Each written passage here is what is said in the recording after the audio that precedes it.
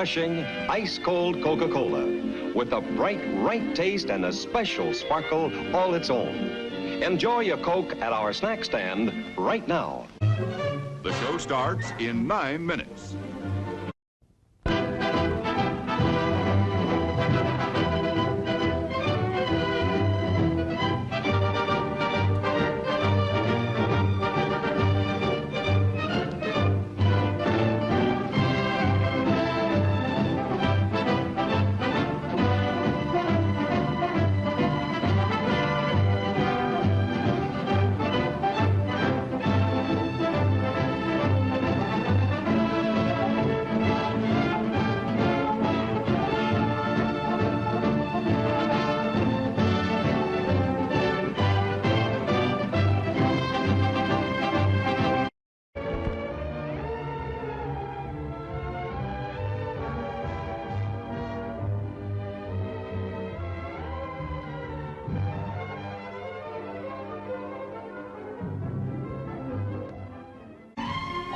The show starts in 8 minutes.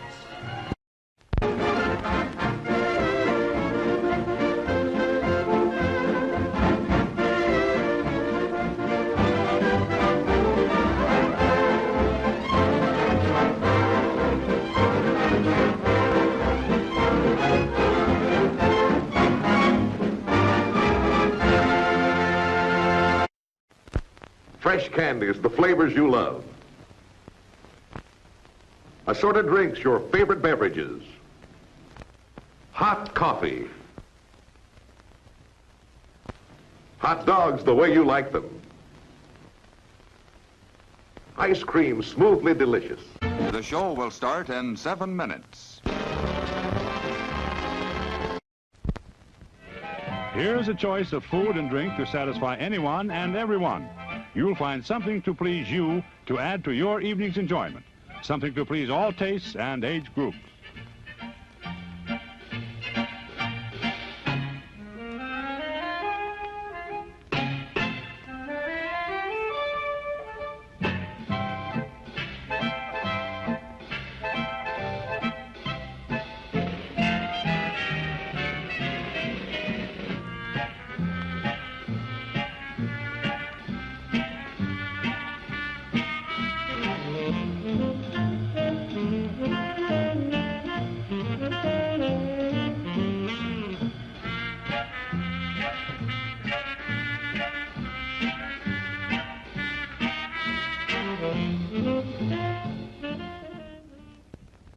The show starts in 6 minutes.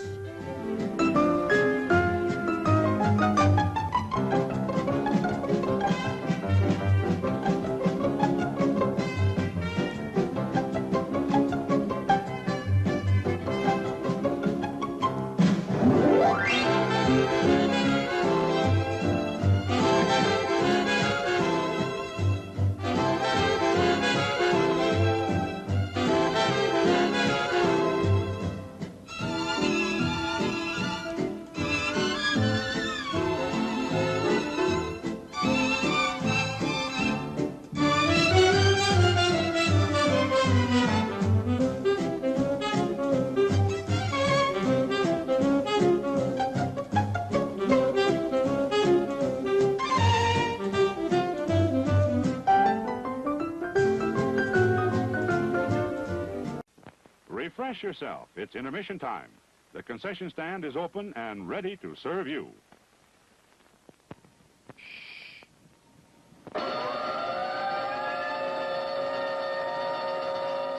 Class, come to order. Pay attention just once. We have a lesson to teach to the dunce.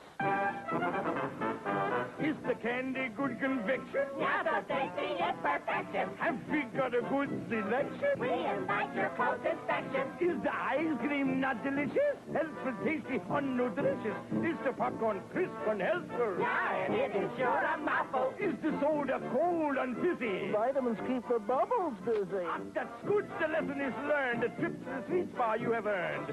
Now is time for intermission. Treat yourself to some nutrition.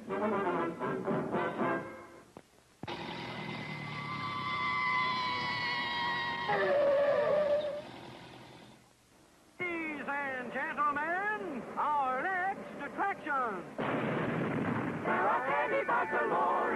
quality candy store, just in case you want a taste of something sweet. Our popcorn is nutritious. You will find it delicious. Most anything that you would care to eat. Cooling drinks that are so grand, simply name your favorite brand. Awesome ice cream, so good and helpful too. If you feel you need nutrition, now's the time, it's intermission. Step right up, we have the very best for you. Top quality hamburgers, the most popular snack in the country. We serve them plain or garnished to your taste.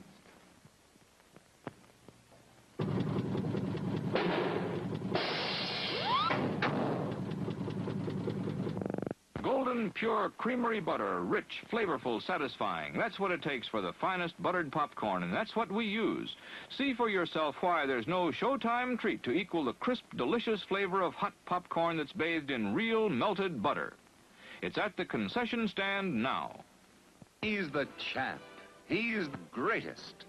Because when it comes to winning blue ribbons, Dad can sure show us all how. But chances are he's always too busy making life easier for others to have time to collect them. So let's all toast the great family hero with a rousing, heartfelt cheer that's well earned.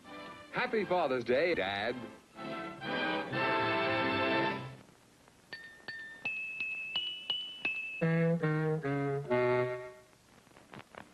Hot dogs, the all-American favorite. Certainly we serve them, piping hot and full of flavor. Call for yours now. Your attention, please. All new Hot Shot electric in-car heaters have been installed for your comfort and convenience. Just insert heater through car window and turn on the switch. When leaving, please turn switch off and replace on speaker post. Warning, high voltage. For your own safety, do not attempt to repair or remove wires. Do not attempt to open heater unit. If you need assistance, please notify the theater box office or concession manager.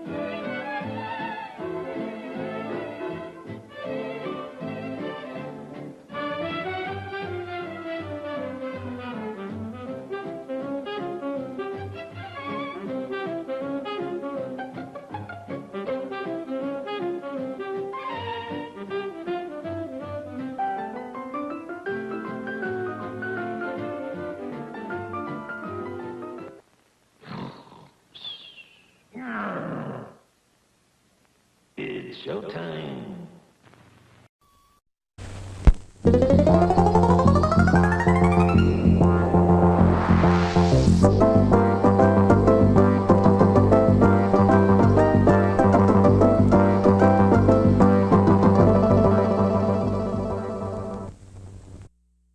Peggy 12. If you're listening to this, I'm probably dead. Forrest, it's the Whistling Man. What the hell? The Whistling Man? He was a serial killer back in the 50s. Went around in a freaky mask. Killed about a dozen folks in Gallows Creek. No reason for it. No motive. Hit the button. We have a caller. Hello, caller. You're live on the stream with me, Forrest Nash. Talk to me, Murphy. What's wrong? Oh, the killer got me, man. We've got a plan, but we can't agree on who should do what. You want me to be the tiebreaker? Exactly. We'll need someone on the roof. It's gonna be a hard climb. Heather's got this. Focus. You got this. Thank you, Forrest. Go right. I'm out. Thank you, Forrest. You're almost out of time. Just do something. Where do I go? Oh, no, Dad. Please, no. Ah!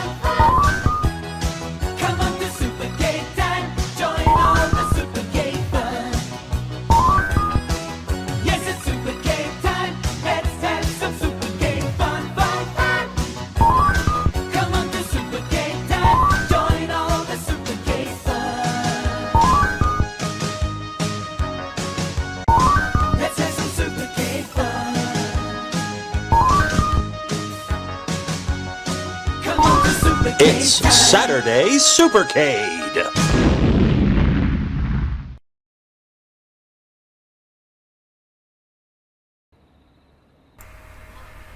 Hello, and welcome back to Saturday Supercade.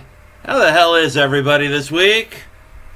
Sorry about last week, folks. Literally an hour before we were supposed to go live, the power went out in my entire neighborhood, and it didn't come back on until about the time we would have had to have wrapped everything up. So, sorry about that. That was completely unplanned. We apologize for the inconvenience. We're back with more Killer Frequency. Phoenix is here. Hello, I am. And right now, Phoenix is the only one here. Hopefully, Eli or Rosen or somebody will show up later. We'll see. We'll see what's what and things. Be nice. Nice if he does. Rudy says it's okay. Thank you very much.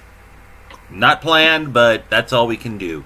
All right, so when last we left Forrest Nash, former nationwide disc jockey and kind of an asshole, we were down checking out the secret files on the various murders going on that might be connected to the Whistling Man. We found a bunch of things and evidence. We still haven't figured out. The game will not let us out of the room that we are currently in. Apparently, we still need to find more stuff. I have an idea of what to do about that, but we're going to go ahead and get back into it. Hey, been thinking dangerous. It's not a good movie, but The Fiendish Plot of Dr. Fu Manchu is actually fun. It has David Tomlinson in it as one of the lead investigators of Scotland Yard. And it's like, Nathan, you think too much. Thinking is unhealthy. We certainly don't encourage it here at the Yard.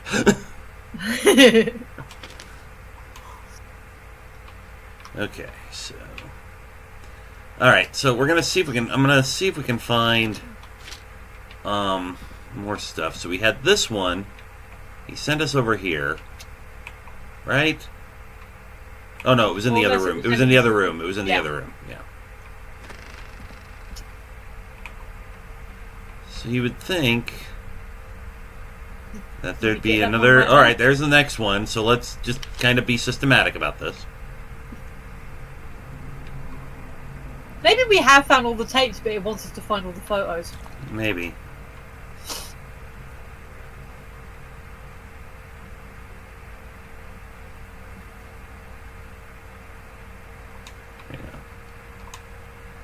Excuse me, I'm eating vegetable noodles. So we're looking for the thing by over there. There's a tape and a file.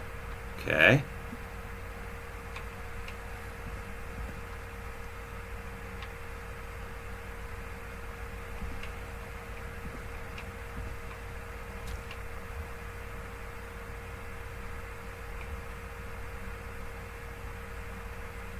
Is this it?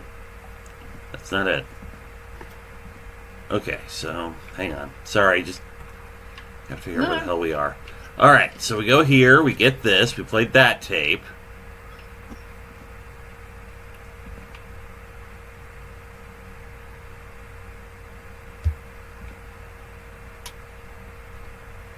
Found this tape, right? Small lacerations to arms, legs, and face, typically obtained by running through foliage. Okay, yeah, we got that one. But I don't think that's the one we need to find.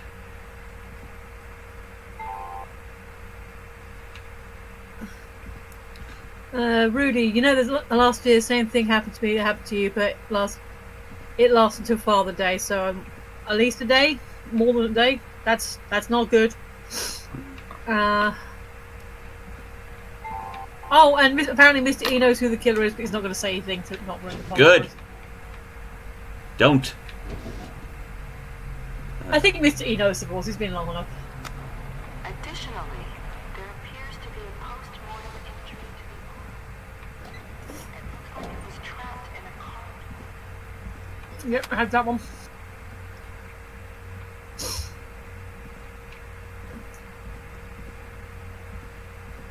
It's Monty from Monty's Pizza.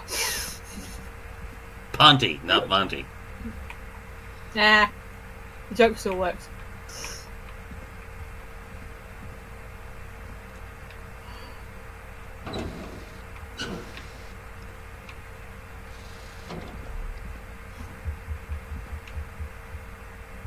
I'm gonna grab that. That's that program that we think might be who Dawn actually is.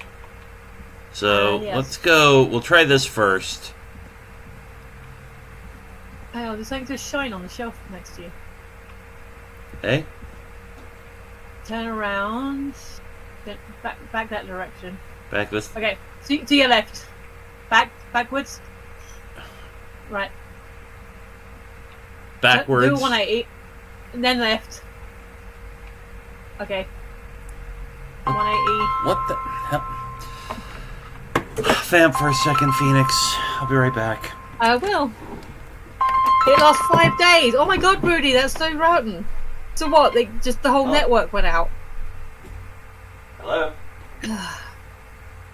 That, oof.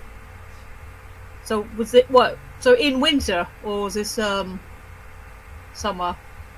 Or... I need details now. You've given us a story that sounds like there's some drama here. We need closure on this anecdote. But yeah, that does not sound good. But otherwise, I am just playing my game and seeing what the bonuses are. Unlocking. In fact, one of the other games I'm playing, the premise is essentially Jingle All the Way, which is a film I have never seen, and I'm somewhat proud of that fact. So, okay, there's a question for anyone listening, either right live or later on. Films that everyone's like the big popular films that everyone's seen or talked about, but you have never seen for whatever reason, either because you think they've been overhyped or it doesn't appeal to you or whatever. I've never seen Jingle All the Way, just because it doesn't really, it's kind of dumb movie, doesn't really appeal to me. I still haven't seen Die Hard, for no real reason, I just haven't seen Die Hard. I haven't seen all of Mad Max, but that was because I stopped watching it partway through. Not because I wasn't enjoying it, just because I'd heard some news that made me sad, and I was just like, yeah, I'm going to turn the film off now. So yeah, high rated or highly spoken of movies that you, for whatever reason, have never watched. Alright, sounds good. So. Oh, Aaron's made his bed. That's always nice. I just got, I'm actually online right now, live streaming. Also, I don't know if you realise we can swap here and concentrate. Alright, love you.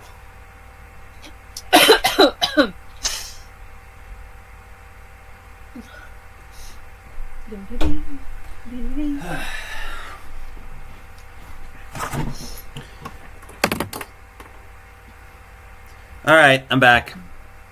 Cool. What did you entertain? Rudy said, What did you entertain the people with? Rudy said he was out for his pal was out for 5 days last year. Good lord, that sucks. I know. So I've asked follow-up questions. All right. So what the? This thing is this? All right. Who do you think the killer is, Miss Fitz? I actually do not have a theory yet. No signs of inebriation. However, a high amount of cortisol was found, indicating elevated levels of stress in the immediate moments before death. Okay. I have no theories at the moment, Mr. E. My joke about Ponty was, excuse me to use my Scottish accent again. Which she will turn out at the drop of a hat. You like it! That's not the point. Alright. I was also asking the people, because I was saying about my game, and they're doing one of the games they're playing. How the hell did I do that? I don't know. Okay, we found that one.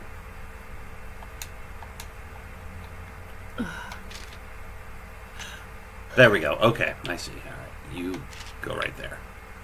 Right? Right? I have no idea anymore. Neither do I. I was saying that my game's doing a Jingle All the Way pastiche, and it's a film that I've never actually watched. And so I was asking the people what's high-rated, highly thought of, or just talked about a lot of films. Oh, okay, I see what it was. It was just some sellotape that was glistening, so it wasn't anything important. What? The thing that I thought I was directing you towards wasn't a thing. Oh, okay. So yeah, popular, high-rated, oft talked about movies that you, for whatever reason, have never seen. That was the question I put to the people. Oh, okay. Here we go. Delivery note. Shipping date, 2nd September 1987. Shipping from Starling Security. Security alarm system model 40,000. St. Gabriel's Hospital delivered and installed. Christine's Gas and Repair delivered and installed. Roller Ricky's Roller Rink delivered and installed. Woodside Apartments unable to install, requires new parts. New installation date 17 September. KFAM radio station delivered, not installed. Client opted for manual installation. Huh. Interesting. So, what's been installed? Have I missed something? Security system. Ah. But all to the places where the various people from the bulletin board live or are. Huh. So, could it be possible that the Whistling Man works at... Oh, what we got? Ooh. Hello. Factory access code. Our new state-of-the-art... Please change these codes. Every sequential key depression was made within 4 to 5 seconds of the other. For 4 to 5 seconds elapsed with the key depression, the entry will be boarded. Must be repeated from the beginning. Be sure to observe this precaution before any of the procedures of the manual. If you make a mistake while entering a security code, stop, press the star key, then start over. Stop in the middle while entering a code, and then immediately start the entry over. An erroneous code might be entered. Alright, let's see. The Starling Security 4000 system comes with a range of features. The defaults for these features are listed below. Maintenance call code, alarm test. This will set off all security measures. Alarm test deactivation code, entry code. Okay. Cool. Interessante. We may need that here. Let's take that with us. Well, I need to come back and get all of this shit, because we found a whole bunch of new shit that wasn't there before. So. Yeah. Well, let's see if we found everything and can leave the area yet, or if we need to... May need to go talk to... What have you found, Forrest? There's also a tape about a toxicology report. There were no signs of drinking or that he was on anything. What? But everyone said he went swimming drunk and drowned. It was in the newspaper and everything. I know. The written report says he was drunk, but... I don't understand. So the official report lied about how he died? The report lied because someone wanted a closed case. Because they didn't want anyone to look into his death. Do you think you found everything? I think so. Okay. What's going on here? Someone wanted that boy's death to seem like an accident. And they hired Clive to make it look that way. Come back upstairs when you're ready. We need to figure out our next step. Okay. All right. So I guess we just missed that one tape. That was what was going on. God, you're back, Forrest. Okay. I've been running out of stuff to pad our airtime with. Peggy, you work in radio. Forrest, I'm stressed. I mean, really. How are we supposed to keep a show going with all this happening? Yeah, valid. This is our job, Peggy. I gotta do it. Catherine's here. Party time. So, The party can start. Catherine's here. We should call Virginia. all right, I'll get her on the line. Okay, Forrest, shut the music off. Hello again, Gallows Creek. This is Forrest Nash. We're circling closer to the truth behind tonight's events. To this end, we're calling back one of our earlier callers, Virginia Sullivan.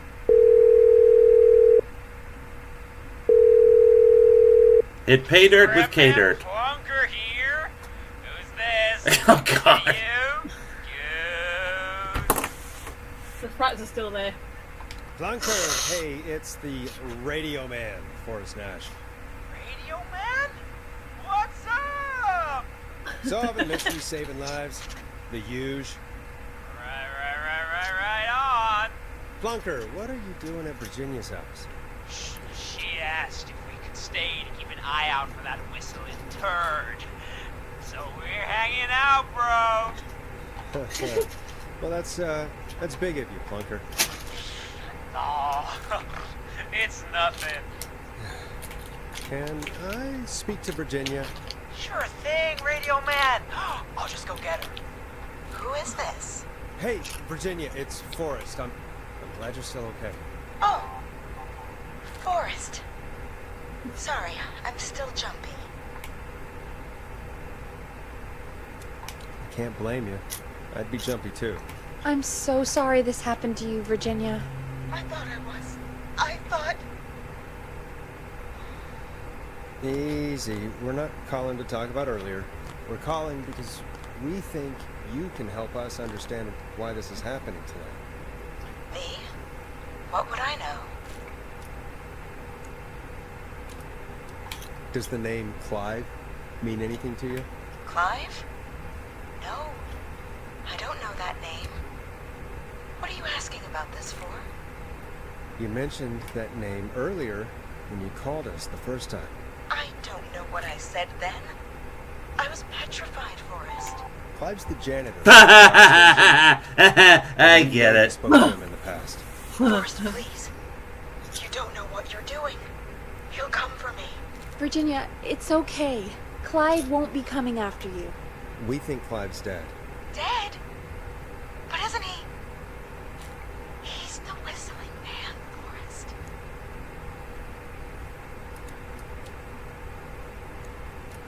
Why are you so certain Clive's the whistling man? Because all those years ago, It's okay, Virginia. He's gone. We found evidence to suggest well... And we found your autopsy reports for George Barrow. How? I saw him destroy them. Well, he didn't. I don't know if he kept them or made copies or what, but we found them.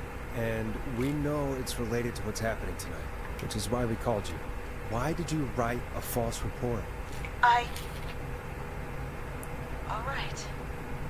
One day, I came into work to find a boy on my slab. And as I finished the autopsy, this man, Clive, he just burst in. And he started making demands to give over the reports, to falsify what I found. Of course I said no. But, well, when someone wants to make you do something, they can use the carrot or the stick. Or the hot dog in Catherine's case. He used both. You see, my sister is sick. She has a chronic condition that's never going away. It's expensive to treat, and it was getting to where I couldn't afford it. And Clive promised me that his employer would pay for my sister's treatment if I did what he said, and that if I ever spoke about this, he'd beat me to within an inch of my life. I don't know why he had me do it, but my sister needed me. You have to understand, she needed me. We understand. Speak for yourself, Peggy. Jesus. That was brave. God, I just want this nightmare to end. This will help end it, Virginia. Thank you. Stay safe, Virginia.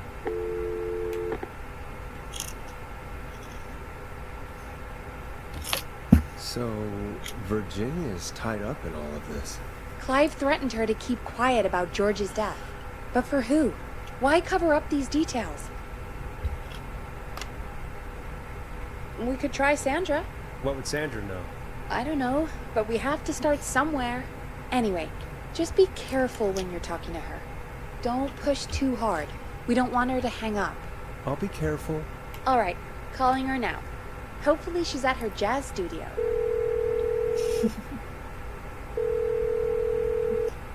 Aha! Forrest, you're through.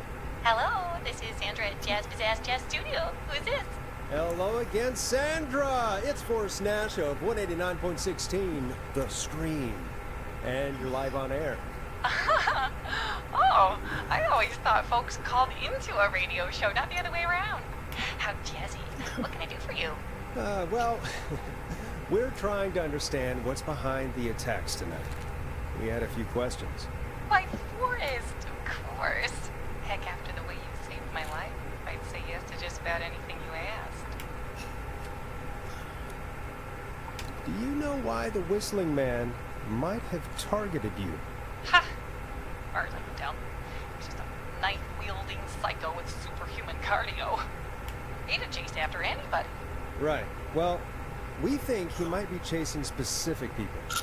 People who know about the death of a boy named George. Oh, I don't know anything about that. Sorry. Catherine, okay, I just realized my video wasn't live. I was still in the pre-show. Oh, that explains the hot dog comment. Anything? Any secrets you've had to keep? What would I have to keep quiet about? I don't know. I mean, could be that you've seen something or heard something. I never saw anything. Even if I did, what would that matter? And it was years ago. Sandra, are you okay? It was years ago. We know, Sandra. You do? You know about? Yes, of course. This studio is my life. After I found the body in the river, I couldn't lose my studio. Do you understand? Sure, I understand. When the rent just kept going up, he said he'd stop if I just needed to keep quiet. And everything would be okay.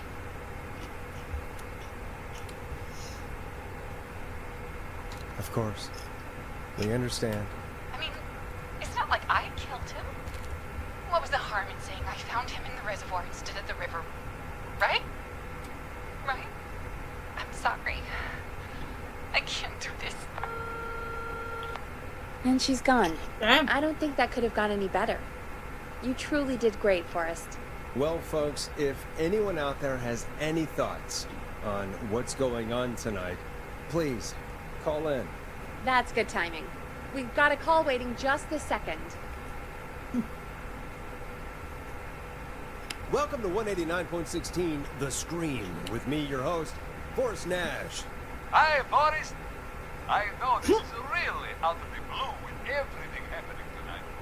But I wondered if you could send a special birthday message to my uncle. Hi, Ponty. You know what? I'd welcome a change of pace. I'd be glad to. Thank you, Forrest. He's my Uncle Ronnie. His first name's Peter, but he never liked his name. But since he always had salt and pepper hair, even as a kid, can you believe it? Folks always called him Pepper. Thanks for the history. history lesson, is there anything besides Happy Birthday you would like to say to Mr. Pepper? Oh, God damn it! Yes! Tell him That took you way too long! Honey package is here to Oh, I knew it was him, but... You son of a bitch! Stop calling! I got Pepper as Sorry, soon as he Forrest. said it was Let's his just move surname on. was Brody. We've already got another caller on the line.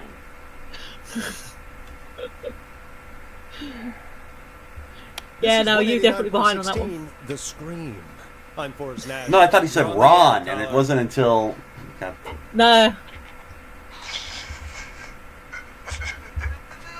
Caller.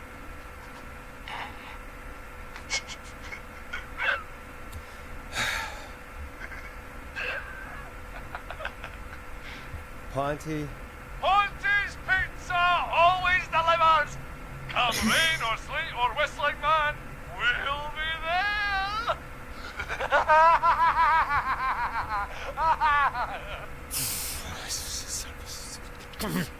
Forrest? Like Forrest? Ponty's losing it. Are you okay? Forrest? I hope the Whistling Man gets him with his own pizza slicer. Jesus, Forrest? Sorry, that was too much. It's okay. It's been a high-stress night. Don't worry about him anymore, okay? Not for tonight, anyway. I think he's spent for now. We've got another call, whenever you're ready. This is him again. Folks, don't spend your money at Ponty's Pizza. That's all I'm gonna say about that. Moving along, I'd like to welcome another caller to 189.16 The Scream. With me, Forrest Nash. Who may I say is calling? Well, hello again, Forrest. Don. We played your song, Long Ride Home. Did you hear it? Can you tell us? Never mind that now. First, I'm calling because I need your help. Are you in danger? Yeah. I sure am. Do you mean Yes, he's after me now. you? I think so. He must have heard me on the radio helping you. You haven't helped me. Helping? You didn't exactly help. Maybe I've been helping more than you know. I was out following a lead, trying to work out who would be next, after Chuck. And what happened? And I started to feel like I was being followed. I came back to my apartment building, but this newfangled security system has me locked out. I need you to help me get inside.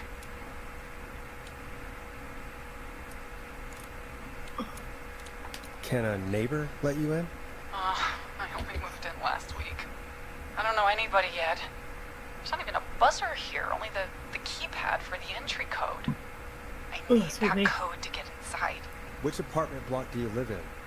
Maybe one of our listeners lives there too. It's the new Woodside apartment building between the town hall and the trailer park. But I doubt any of your listeners live there. I don't have many neighbors. Sounds like a prime piece of real estate. Sound really carries at night. Shit.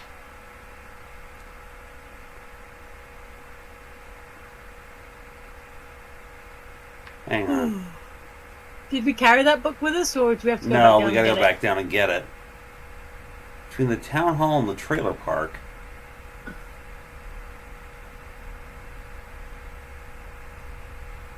There's the town hall. Okay, there's the Woodside Apartments. But that was the train. That's clear the hell over on this side of town. Or way the hell up there. She said sound carries. I mean, I can sometimes hear the train on a clear night. Yeah, but I'm also pretty convinced that Dawn's an accomplice, given what we found with that program down in the basement. I'm just saying that sound can travel in a quiet night. Yeah. Sounds like a noisy part of town. It is. Boy, I wish he'd muzzle that thing and... Oh. And now he's blasting David Scopo out of his window. Listen, I can't get any... It's coming down the street. Easy. Forrest, please. I need your help. I need the code for that security system, or I'm gonna die. What's the name of the security system? There's a sticker on the box. It says Starling Security 4000. There's a keypad. it looks like it wants a 6-digit number. Starling Security 4000, huh? That's right. Very newly installed. I need the key code before the Whistling Man gets me. Yeah, of course. Don't worry, Don. Thank you, Forrest. I knew I could count on you. I'll sit out of sight. Call me back soon. All right, folks. Here's a little tune for you all to enjoy. I should play David Scopo again. To break Dawn into her apartment. Yeah.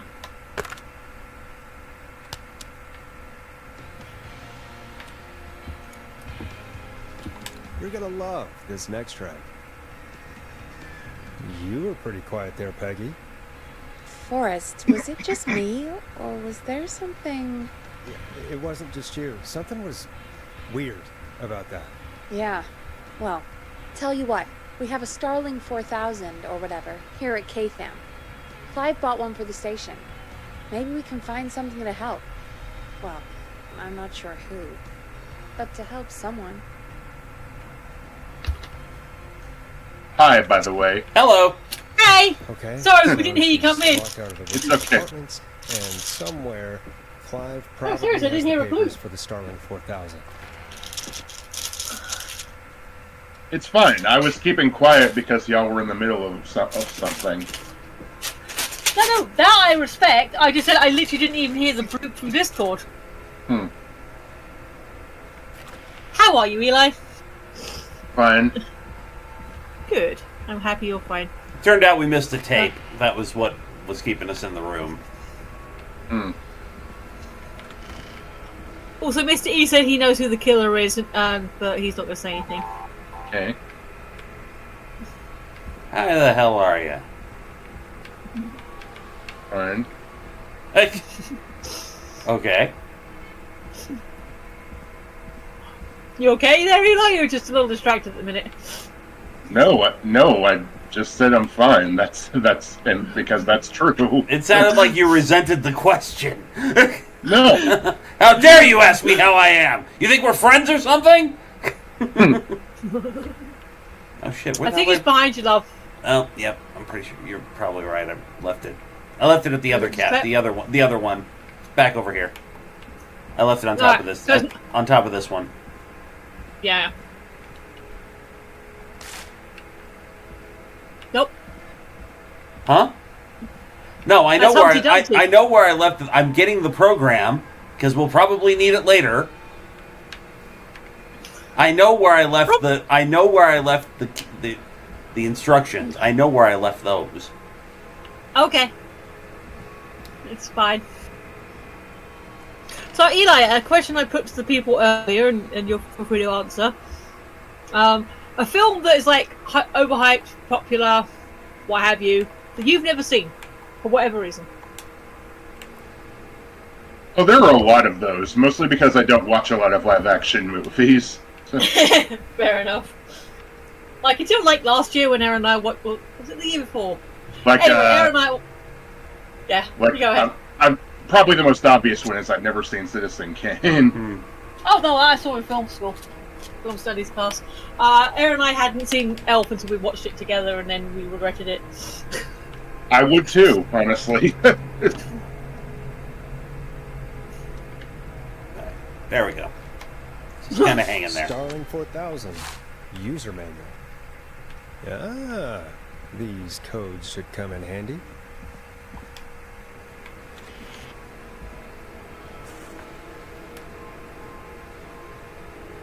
Yeah, we found this earlier when we were exploring. So. Sorry, hang on a second, guys. That's okay.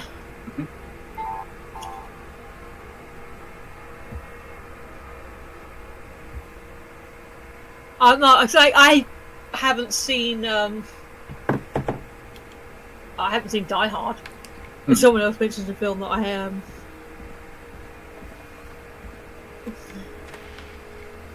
Yeah, it was just as we were vamping because Aaron took a call.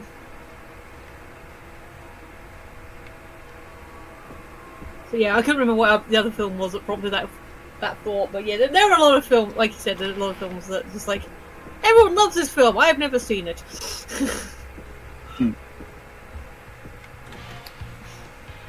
And sometimes for no sort of real good reason, just I haven't. Ha! There's gum under this desk. Well, yeah.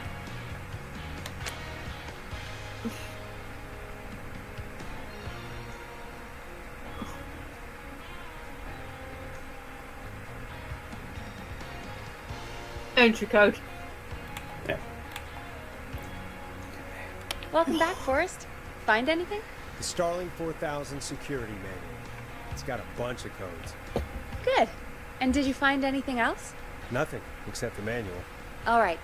Well, I'll get Dom back on the line then, Forrest. I'll let you take it from here. Thanks, Peggy.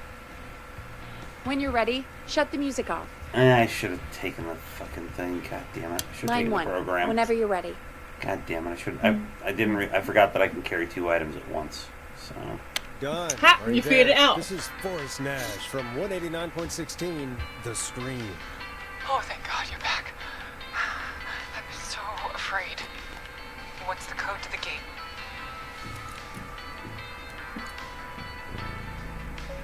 The code is 715914. Thank you, Forrest.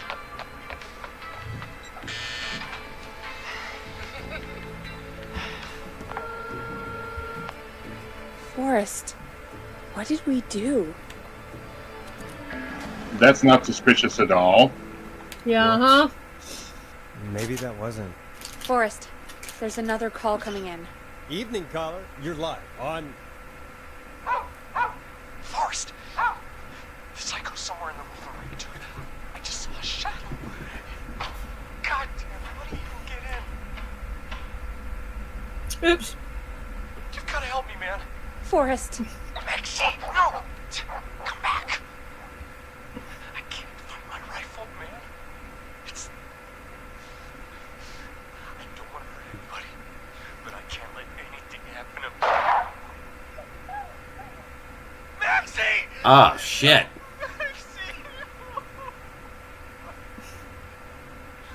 Maxie!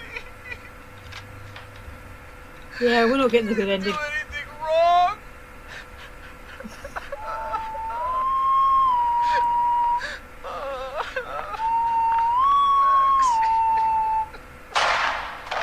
Should have given him the alarm code. God damn it. Thanks again, Forrest. Oh, God, poor Ricky. Okay, Gallows Creek.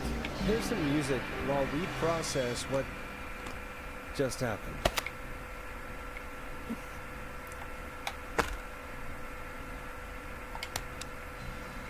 So, the whistling man is a woman? I know. I can't believe it. She called up. You spoke to her multiple times.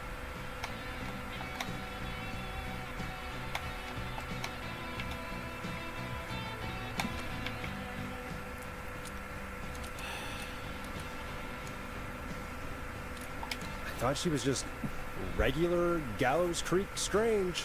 Really, Forrest? Why do you think she requested that song? To get me outside? Maybe, but how? She didn't know the song was outside to start with. That's right. She never actually attacked me out there. So, what now? Bless you. I guess I should make an announcement. We do have new info. Okay, kill the music and you can make the announcement. Okay, you're live in 3, 2... Hey folks, this is Forrest Nash here. I hope you're all safely locked inside. For those of you listening to that last call, you might be wondering what to make of it all. Here's our take. We now believe the killer is actually a woman. One who might manipulate you into letting her in before she attacks you. We're neighbors. Look out for each other and stay safe. The killer was calling themselves Dawn. This could be a fake name. If anyone needs help or you have info on the killer, please call in. You folks have my new number, right? It's 911. Hopefully, our next caller can help shed some light on our killer. Hey, we had a call come in. Okay, folks, time to take a call. You're through to Forrest Nash on 189.16, The Stream. Hey, man. Murphy? Damn straight. What's going on, Murphy? You in danger again? Nah, man. I've just been listening to the show here at home. And since you asked folks to call in if they could help out, well, I'm calling. I don't know if I can say as much as other folks have, but I figure I wouldn't be a good role model to Fernando if I didn't try to help, you know? We really appreciate that. 100%. Thank you, Murphy. Oh, thanks. So, what do you want to know? Well, what can you tell us?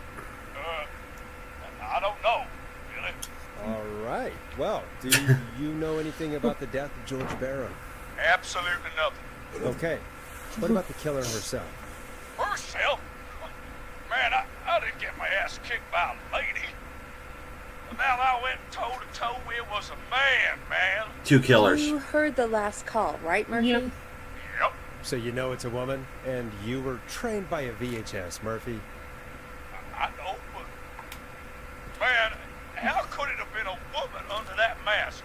Let's just move on. Do you know anything about the history of the Whistling Man? No, sir. Tonight's the first time I ever heard of it. What? I moved here 3 years ago, man. What do you want from me? Hey, man, no worries. Just thank you for trying. Right. Sorry I couldn't help you all more, man. Now, you didn't ask me about gators. Forrest, we have a call coming in. Sorry, Murphy. I think that's all we've got time for right now. All right. I'll catch y'all with the gator talk later. Night. Well, folks, that was a bust. But perhaps our next caller has more they can tell us. Let's find out. This is Forrest Nash, and you're listening. Please help me. My name is Casey Moore. I'm at 25 Nancy Drive. My best friend's been stabbed. He's bleeding everywhere. I don't know what to do. Please help me. Is he still breathing? Yeah, but he's bleeding out fast. I really need help. Please. Take a breath. We'd been out at the reservoir. We were heading back to his place when we heard this whistling all of a sudden. He just started freaking out. He screamed at me, told me to hide. I'd never seen him like that, and I just panicked and ran and hid in a bush. Oh no. Forrest. Then what happened? He went up the road and talked to someone. I couldn't really hear or see anything. It sounded like he might have known the person, and they just stabbed him. Casey, was he talking to a woman? I don't know. They had a mask and wore all black. That's all I know. Please, we need help here. I'll get you help, but I need to know. Where did the masked person go? They left. They left him to bleed out. I waited until they were gone, then dragged him into the garage and called 911. Wait, why didn't she make sure he was dead? I don't know. I think I heard them say something like, "It's not so funny now, is it?" before they left, but please, he needs to get to the hospital. I can't drive, so we need an ambulance. Forrest, the ambulance was destroyed in the explosion at the gas station. You should get all the info you can. What's your friend's name, Casey? It's Jason Parker. Can you tell us where Jason was stabbed? They stabbed him in the stomach, and then stabbed him again in his leg when he was on the ground, and it's... Oh, the knife is still there in his leg. We'll be right back. Peggy, patch us through to the hospital. On it. Phoning St. Gabriel's now. Switch to line 2. Hello, St. Gabriel's Hospital. How can I help you? Hi, this is Forrest Nash from 189.16. We have a stab victim at 25 Nancy Drive named Jason Parker. He's been stabbed in the stomach and the leg. He's bleeding heavily. Oh, God, I'm sorry. The ambulance is... well, you know. I know, but please, we need something or he's going to die. Forrest, listen, you're going to have to get him here. We need to see him, and we can't get there ourselves right now. We don't have any way to drive him right now. And even if we did, he's bleeding out fast. All right, listen. We need to buy him time to get here. That means stopping the blood first, and then finding someone to stabilize him. To stabilize him, you really need someone with first aid training. Do either of you have any? No. Me neither. Damn it. I'm really sorry about this, but I have other patients who can't wait. All I can do is talk you through the procedure as quick as I can, and then leave the rest to you. You think you can handle that? Yeah, I'm sure we can handle it. Okay, from the top. If he's bleeding out, then you need to get him comfortable and try to stem the bleeding. Lay him down. Apply continuous pressure directly to the affected areas. When the bleeding slows, get a clean cloth of some kind and hold it over the wounds. Get them comfortable. Apply pressure. Clean cloths when slowed. Got it, I think. You said he was stabbed, right? If the object he was stabbed with is still in him, don't take it out. It's stopping the worst of the bleeding right now. If anything, you should secure it so it stays where it is. I wouldn't have thought of that. It makes sense, though. God, that was a lot of info. But I think we can handle this. Glad you got it so far, because there's more to go. Oh, Jesus. Yep. Okay, I hope you're making notes, because I haven't been. This is basic stuff. Alright. I'm still with you, Doc. What else do we need to know? If he's lost a lot of blood, he may enter shock. If he does, act fast. If you applied a cloth and it's bleeding through, don't remove it. Just apply another on top of it. If it's safe, elevate his legs to get blood circulating to his vital organs. Try to keep him warm. Get him to rest and reassure him. Need the patient to stay calm. All right. Don't replace bandages.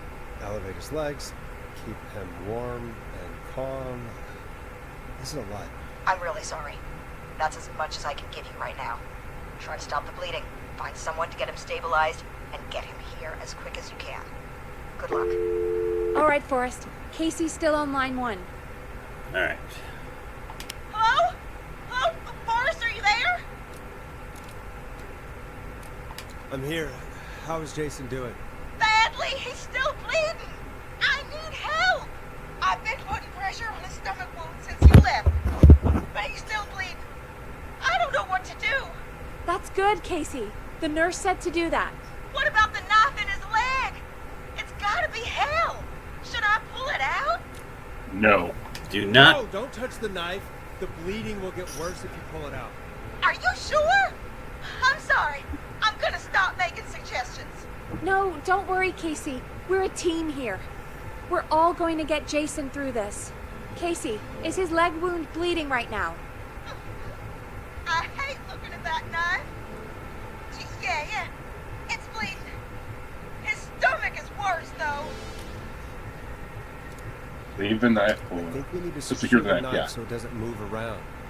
Do you have anything you can tie around it? Yeah. There's some laundry piled up on top of the dryer, some cloths on the hood of the car, and what else? I guess I've got my jacket.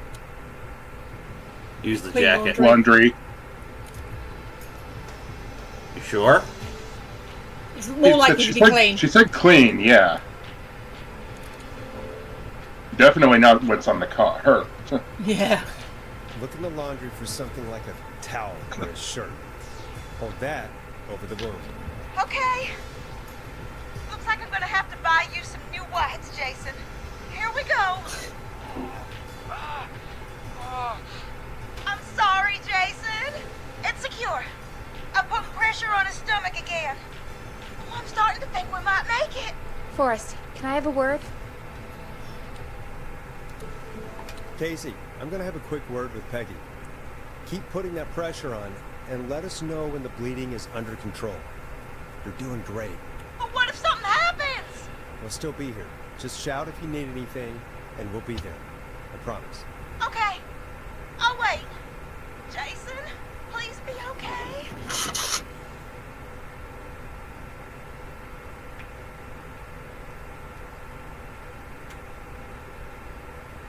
What's up, Peggy?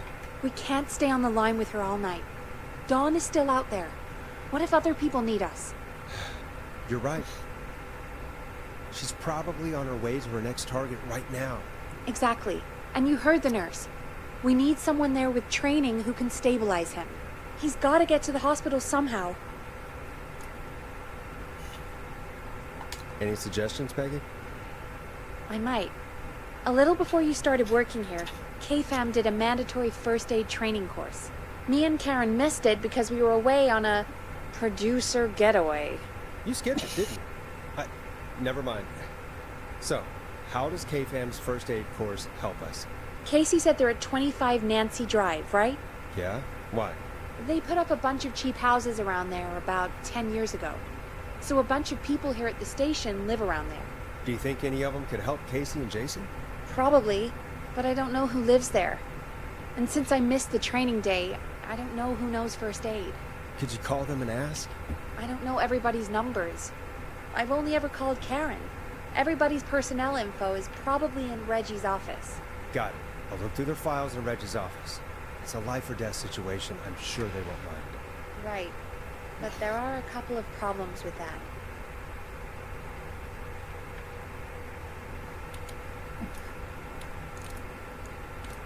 Naturally.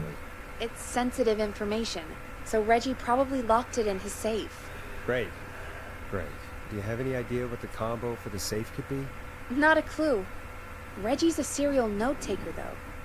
Maybe something in his office will give it away. Right. There is something else. I'm not gonna like this, am I? Have you ever heard, the future is floppy? Peggy, what the hell are you talking about? I'm talking about floppy disks. Floppy disks are like these futuristic things that have information on them. Can hold up to a And you whole put them in the megabyte on computer them. And they do something. Yeah. Peggy, I know what a floppy disk is. Anyway, Reggie decided that the future is floppy and started phasing out our physical records and replacing them with these floppy disks. I imagine it's the same for our personnel files. That's good to know. Since we haven't heard anything from Casey, I'm guessing Jason's okay for now. I'll check out Reggie's office and see what I can find. You'll need a key for that. I'll just slide it under my door now. Thanks, Peggy. I'll just have to look around.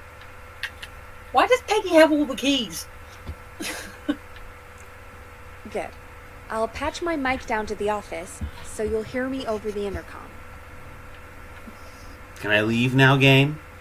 Thank you. If you look closely, you might find Optimus Prime's brain saved on one of them. Alright, so where the hell was Reggie's office? Is this Reggie's office? Maybe. No, this is not Reggie's No. office. No, we've been in here before. Yeah. As Aaron's more than aware of, I've been watching Big Hero 6, the series, and they did actually have an episode where the they're going to Boss Awesome's area, and he's got a floppy disk, and the kid's like, oh, I've heard of those! Aren't those really old things that used to do? And so yeah, it's kind of coming at from the opposite angle, like the kids think it's like this amazing retro thing, and like here it's like here we this go. amazing future thing. Because we're in the 80s. Yeah. But here's the thing. Yeah. Speaking of it being the 80s and all, Yeah. I've realized that maybe the people who made this game haven't exactly lived through the 80s, because a lot of the stuff we did with the people being on the phone, they should not have been able to be on the phone. I'm listening. Because you're probably about to say something obvious that I've just forgotten. No cell phones. Yeah. Ah, that's true. Murphy was in a goddamn dumpster. Yeah, it's true. So how the hell was he calling? Because if he had a phone, there would be a goddamn cord leading into the dumpster. He had one of those. Well made. He had one of those giant, fat, old-fashioned cordless phones. This is to certify My that dad- Reginald Scott has successfully completed this thing. Well, yeah, you expect the boss to have done it. Mm-hmm. My dad had one of those things. They were like the size of a car battery. You don't just take them into a dumpster. Yeah.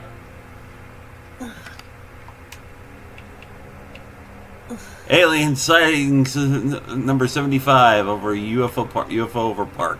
Oh, God bless you. Yeah. Oh, what we got here? Remember when conspiracies were fun? Clive, if you're reading this, stop stealing my Post-it notes. Ask Leany where those tapes are. It's been weeks now. Overdue. That's just a receipt from Chalupa Cabras. Cool. Looks like I need a 4-digit code. Axe Forever. Need to write a pitch document. Good title. Bring back original protag and villain.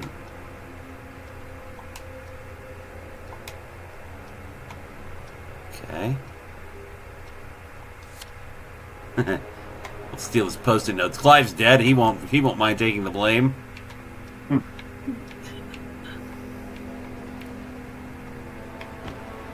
Oh, there's the disc.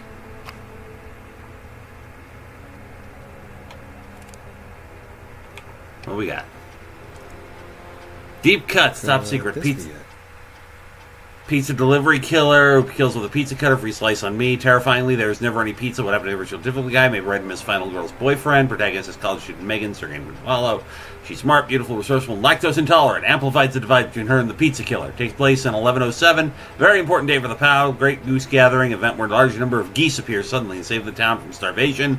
Try to link this to the greater story. Need to kill off Megan's support network throughout the movie, like Acts 3, but even scarier. Maybe partner with Ponte's Pizza for the launch. 1 out of 10 orders just receive a pizza cutter and tickets to the movie. Try 11/07. Yeah, I was about to say that. Sounds like a fun film. Okay, I'm just making sure there isn't another disc hiding there. All right, where was it? Where the hell's the thing? I don't know what triggered him saying that. Oh, there it is. All right. Hint, very important date. Yep. 11/07. Yep. Yep.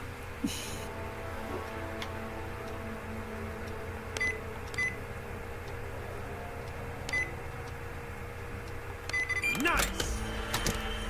Oh, God. Hedges, John. Well, we know Reggie's completed the course, at least. Yep. Alright. Well, you know what? Let's take a look here.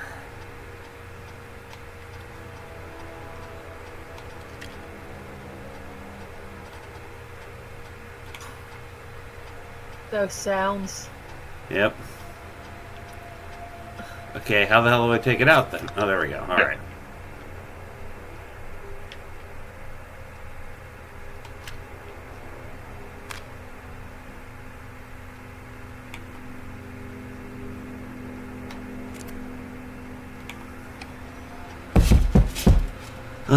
Name, John Hedges, Jobtown Newsreader, date of birth, January 19th, 1931, address 14 Nancy Drive, phone number 542-0735. John refused to engage with a first aid trainer during the course. I know he was a war medic, but station policy to send everybody regardless. John apparently has a bunch of medical equipment in his home that he procured for the military at the end of his service. Is that legal? Do I need to report him? Spoke to John again about eating the free samples that Bragg had sent for his reviews. He said he'd stop, but that was the last 3 times too. Is it un-American to reprimand a war vet? He doesn't live that far. Lives on 14, so... And he's got field experience. And medical equipment, so maybe. Let's take a look. Well, like I said, let's take a look at everybody else and see. Because we've made that mistake before. Yeah.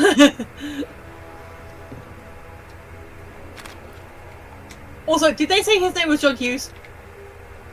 No. John Hodges. Hodges. Oh, okay, it's just me misreading. John Hodgman. Get a load What's of this, what they got on us? Apparently, I'm a lone wolf type. Forrest, what are you doing? We don't have time for this.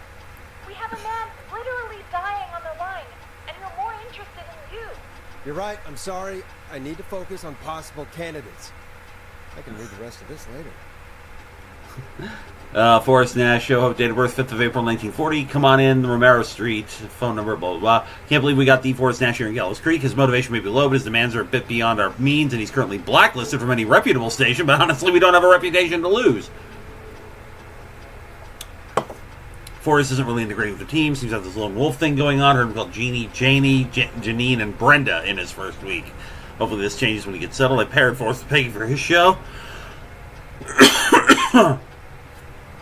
They seem to have developed a relationship of sorts pretty quickly, which is good, because we sure don't have the show budget to pair him with Karen. Karen sounds demanding. Most are. There it is. Oh, you missed Aaron missing a completely obvious joke that I got like the second it came up, and he was like, "Oh, for fuck's sake!" So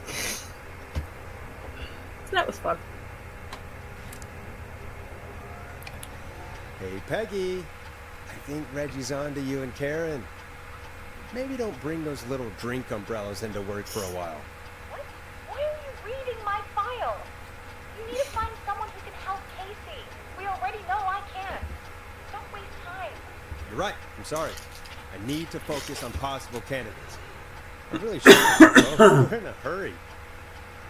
I've never seen somebody gel with everybody as quickly as Peggy has. Her, Karen, and Barbara have really become a little family already. Maybe we need to run this station on girl power. Hopefully it's cheaper than electric. I think sometimes I wonder if Peggy secretly wants her own show. She hasn't been shy about getting involved in calls on the screen. Sometimes feels as though Forrest could just leave for a coffee mid-call and nobody would know. Peggy and Karen are missing other work this event, this time first aid training, because of their training sessions. This collection of cocktail parasols grows after each session. Why are they doing training sessions at a bar? Reggie's kind of an idiot. Yeah. Well, so far, John seems like the best candidate. Yep. We got 3 more to look at. Reggie's an idiot, but he's an idiot who did the first aid course, so he gets props. Nope, this is Karen. Karen has really stepped up her duties in the recent months. She's fully taken on Hamish's show alongside the Timberline twins ever since Wes left us, hopefully getting good ideas about being paid double. Karen has started mentoring Peggy. I think this will be really good for Peggy. They're even doing team building training getaways to improve efficiency. Update. I'm starting to suspect these producer training getaways are being strategically timed. They now both miss the Secret Santa first aid training and the Teddy Gallows Jr. station visit. Okay, well, we know Karen's no good.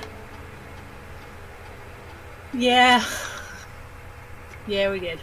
Too much time on his hands. Well, he just got an achievement. Albright, Barbara.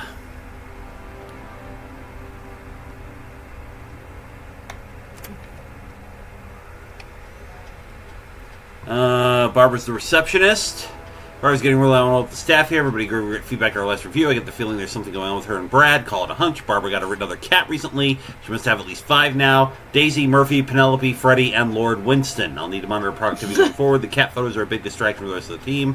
Barbara laughed when I told her about my concept for my new horror script. I don't care what she thinks. A story about an alien egg at the center of the earth set to hatch on February 30th is a great idea. Why else would we avoid having a February 30th?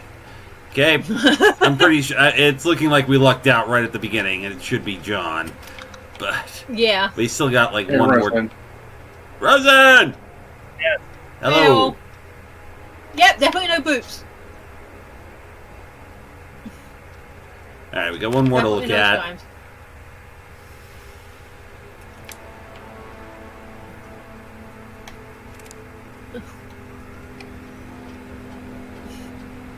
Alright, Bradley Carter, food critic. When I had Brad as a station's food critic, people said it was Sajans. We only have 3 takeout places and a diner. What's the point? To them I say you can't be afraid to explore the darker reaches of the unknown. Or Henderson. Bradley and Barbara seem to be spending an awful lot of time together, but I didn't realize she was so interested in Brad's work. Maybe I should join one of their after-work meetings sometime. I've always wanted to learn more about food. Brad and Barbara ended up missing most of our first day training session. Brad made a joke about practicing mouth-to-mouth, and Barbara got really upset and stormed off. The joke wasn't that bad. Reggie's a fucking moron. The problem was the 5 minutes of unstopped rhythmic air humping. Alright, it's John. Yep, John it is. We got a man to save.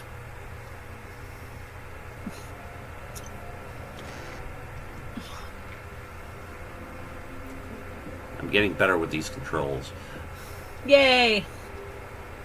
It helps that it turns out the trigger buttons also double as the same as the A and B buttons, so there you go. There you go.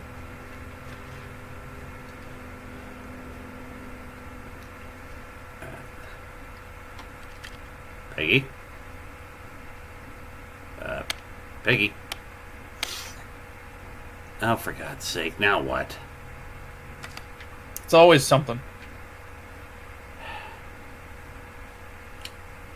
Alright, let's put John's back in the thing, I guess. I don't know. Yeah.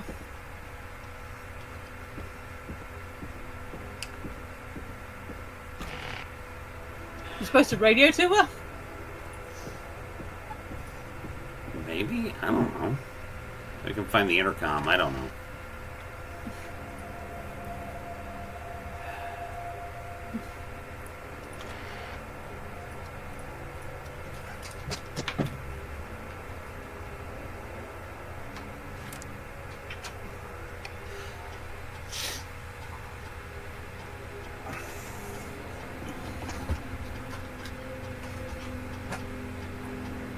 Phone?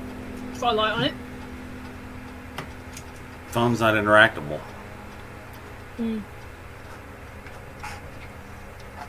Gone through all the discs in the safe.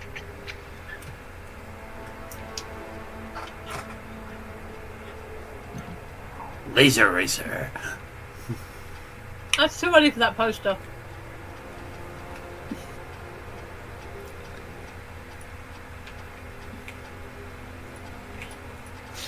Yeah, I think you need to call her up on the intercom if you can figure out how. Yeah, but Is it next to the site? No. That's just it. There's no fucking intercom. Yeah.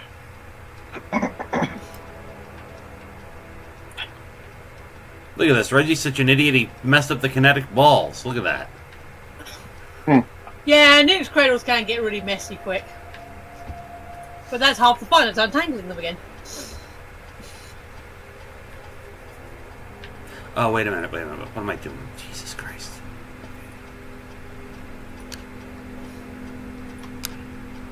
No.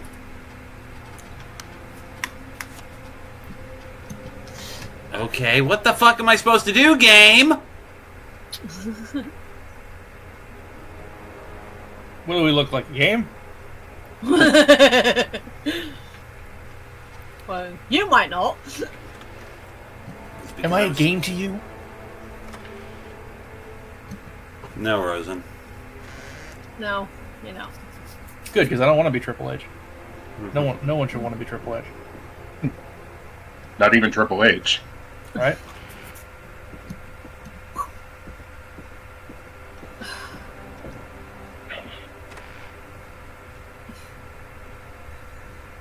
No?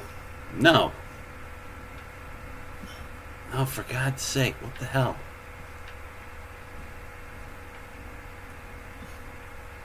Yeah, Jason's dead.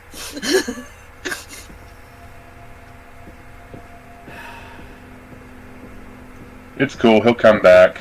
He always does. Well, what the hell do you want me to do, game? I found the information. What do you want me to do? Just hold on to it. Keep it safe. Yeah. Wait. Up there. Behind the desk. Oh. That's the intercom. Okay. Hey, Peggy, you there? Yeah, I'm here. Did you find what we need? I think I know who our best bet is to help Casey and Jason. All right, good work. Who should I... Hello? Is anybody there? Please, pick up! Casey, I'm here. What's wrong? Jason started going pale. I tried to get him to rest, but he just threw up everywhere. What's happening? Oh, Jay. What do I do? God, it sounds like he's going into shock. Casey, just stay calm. It's going to be okay. But the breathing seems to slow down. Did I mess up? Jason, I'm sorry. Casey, calm down. You've done everything right. I need you to listen to me, okay? For Jason. What did the nurse say to do about shock? Elevate the legs. Elevate his legs. Elevate Jason's wounds. I want you to take that knife and twist. We need to elevate the wounds to something more severe. Casey, I need you to elevate Jason's legs. We need to get the blood flowing to his vital organs. Got it. Jason, stay with me. I'm just gonna move you. God, I'm in incredible pain! I'm looking at my notes. We need to get Jason as warm and comfortable as possible. Do you have anything you could use nearby? The jacket. Yeah. Yeah. I still have some laundry next to me. I'll wrap him in some blankets. Or that. Just give me a Even second. better. He needs more blankets and less blankets. Sorry. Jason's bleeding through his bandages. Should I get him new ones? No, don't do that. Do not do that. Nope, just put fresh ones over Additional top. one. Don't remove the bandage. Apply another one on top of it. Do you still have something you can use? I've used the rest of the laundry to keep him warm, so I'll use my jacket. I can always There you get go. a new one. I'll fix his bandage and get him warm. Hold on, please.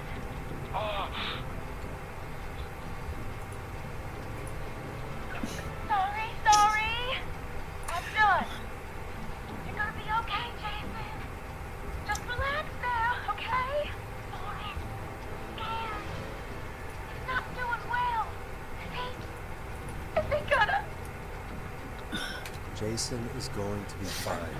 Just make sure he knows he's going to be okay, okay? Okay. Please. I can't give him what he needs. Please. I can't lose him. All right, Forrest. We need to hurry. Jason doesn't sound like he's doing too well. You said you knew who to call earlier? Who was it? Call John. We need to call John Hedges. He lives on Nancy Drive. Hedges. He didn't really participate in the first aid training, but he's a former war medic. He's probably the most trained person we have. Really? I never really spoke to him before. A war medic, huh? Yeah, and according to Reggie's notes, John keeps all of his old equipment at his house. He's something of a hoarder. All right. What's his number? 5420735. Calling now. Let's hope he picks. Who the hell is this calling me? What time is it? John, it's Forrest Nash here at K-Fam. We have an emergency and we need your help. Forrest? This is a work emergency, and it can wait until the goddamn morning. Just leave me a note like everybody else. Somebody. Yeah. John, no, this is... Alright, but the building's medical actively on emergency. fire. A man has been stabbed by the Whistling Man, or... Never mind. He's badly hurt, and he's going to die unless we get someone to him now. The Whistling Man? What kind of joke is this? John, we're not kidding. A man is gonna die if we don't help him right now. Seriously? I haven't been called on for over 10 years. Where's the patient? What's his condition? He's at 25 Nancy Drive. I think we got his friend to stem the bleeding, but he's gone into shock. He's passed out right now. You say he was stabbed? Do you know the extent of his injuries? From what we were told, he has 2 major stab wounds. One to the stomach and one to the leg. The knife is still in his leg, and the stomach wound is open. Understood. Let me grab a few supplies and I'll head right over. Damned if he dies on my watch. Thank you, John. We'll let him know you're on your way. Good luck. Guess I gotta go do my Hello, job. Casey. Are you there? How are we doing? Bad. Jason seemed really weak, and then just started crashing. What about now? Is he still thrashing? He's passed out. Please tell me you found someone to help. Casey, help is on the way. My colleague will be there soon. You hear that, Jason? Someone is coming. You're gonna be just fine. Just hold on for me, okay? My insides are out! Come on. Whoa, John Hedges. I hear about Jason? Please let me in. I'm guessing that's Jason there. Casey, I'm gonna need your help.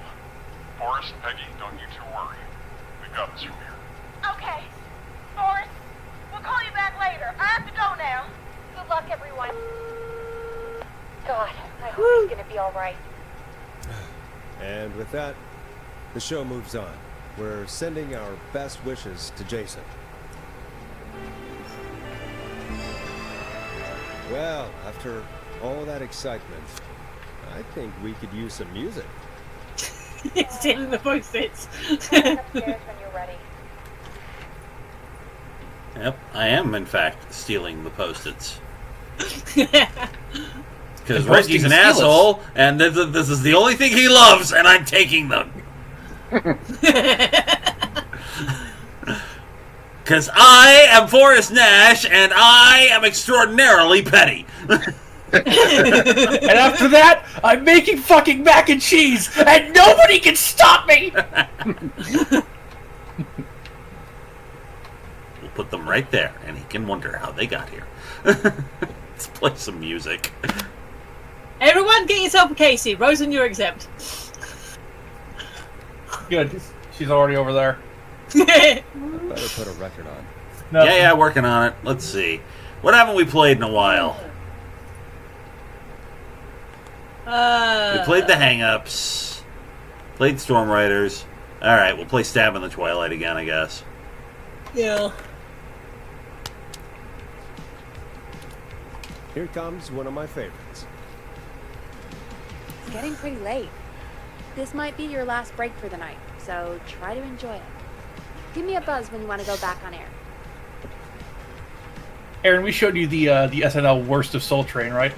Yes, I was the one who pointed you guys. You were the one, yeah. That was me. That woman died while performing that number, and we did not edit that out. I'm just thinking, does a robot drink champagne? Yes, a robot drink champagne! So buy it today, or they'll kill me! Which I guess fits for this game.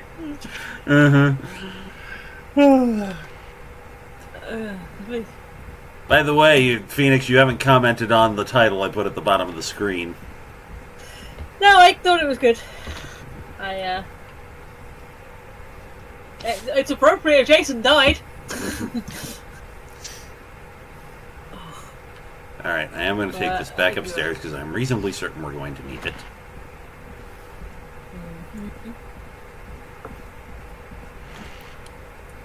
It's a good song. It's a good choice. I'm just still impressed that you called this Radio Dead Air on episode 1 before you knew his surname was Nash. We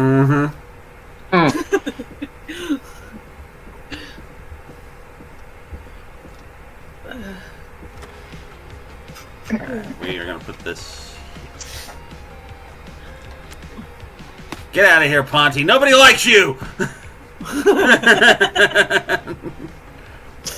Oh, yeah. We're having beef with Ponty. You got it. We've got another call coming through, too. Oh, we have another call coming in. But, hang on. What's up, Peggy?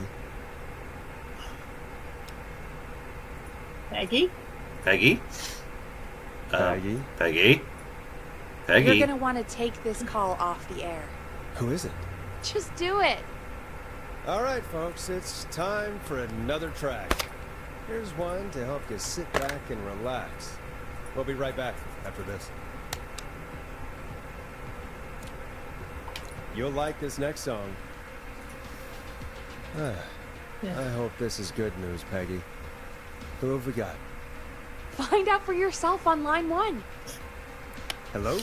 Forrest, I'm glad I got back through to you. Sounds like it's been a busy night, huh? Surprise! It's Leslie, our 911 operator, leading the charge from Henderson to come save us. It's so good to hear from you. Are you okay? I am. I'm driving back with an officer from Henderson now. We got back into radio range a little while ago. We've been listening in, but haven't been able to get through until now. It's been non-stop since you left. Please tell us you're bringing help. You bet! I'm leading a whole goddamn squad towards Gallows Creek as we speak. Turns out somebody had cut the phone lines. They had no idea what was happening. That's great news! That's crazy about the phone lines, though. Do you think the Whistling Man cut them? I'm guessing so. I don't know how the Whistling Man did it. But that doesn't matter right now. Listen, we're coming in hot, and we need your help. I know Gallows Creek isn't a big town, but if we don't know where the Whistling Man is, we can't get him. Her. That's where you come in. You can count on us. What do you need? It might be a long shot, but here goes. The Whistling Man already called up a few times. I bet she calls again. We're still a little ways out of town, so if she calls, stall her. Buy as much time as you can for us to get in. And while you're talking to her, try to figure out where she is. We'll be listening in, so once her location is known, we'll head straight there and end this nightmare. I'll do my best. I know you will. Heck, I can see the headlines now. Forrest Nash's interview of a lifetime.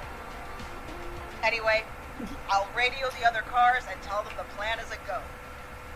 Hopefully the next time I see you, it'll be with our killer behind bars. Take care now. We'll see you soon, Leslie. Thank God. It sounds like this is almost over. We're nearly through this. Yay. I hope you're right. The sooner this is over, the better. I am right. Trust me. Anyway, we should get you back on air. Taking callers is the only way to see this through. Time to turn the music off. Yeah, We're we're... gonna be back live now. Welcome back to The Scream with me, Forrest Nash. The line is lit up, but before I get to our next No, it caller, isn't. I just want to say, things are looking up. It's almost over. But for now, let's bring in our next caller. Evening, caller. This is Forrest Nash. Hello, Forrest. This is John Hedges. Oh, hey, John. I'm here with Casey. I wanted to give you an update on Jason. John! Is he going to be okay? He's a fighter. He'll be fine. Got him stabilized and resting in bed. We're preparing to get him to the hospital. Thank you so much. If you hadn't been there, then... God, I don't even want to think about what would have happened. Of course, Casey. We're just happy he's okay. John, Casey, you two did all the work. Tell Jason to get well soon from us, whatever he's up for. Well, why don't you tell him yourself? Is this Forrest? Why do you sound like John?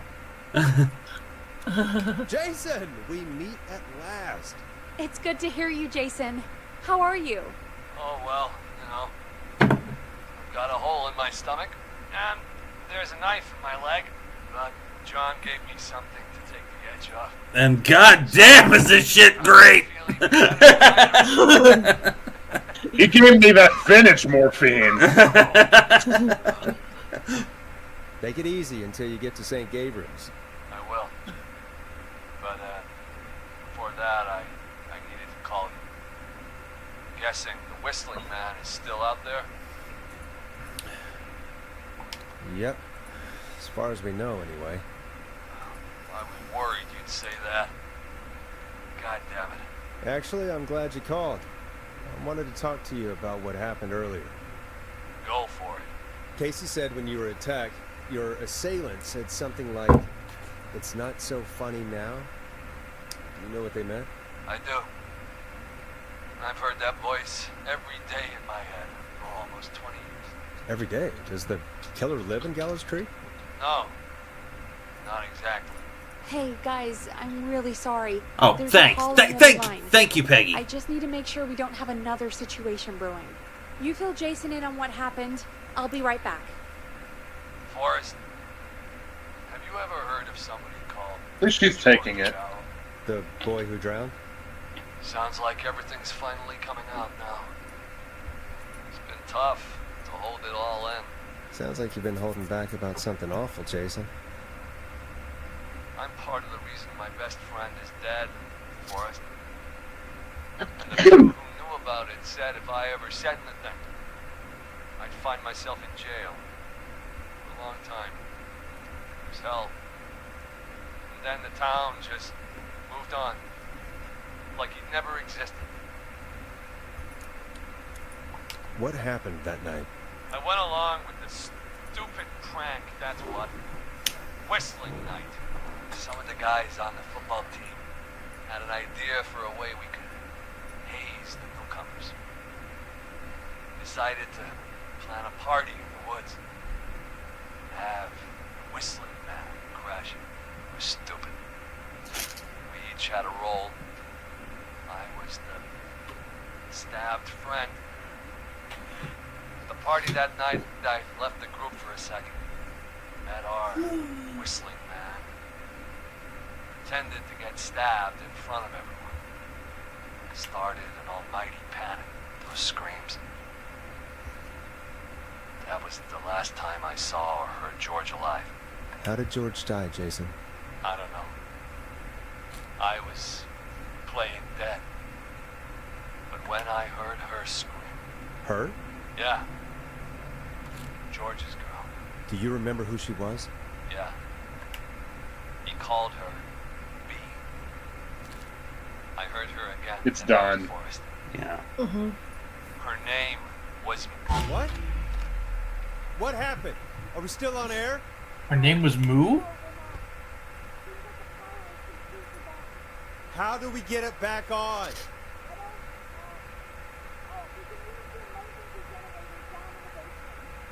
Of course, that's where it is. I mean, to be fair, they mostly. An Yeah. emergency broadcast?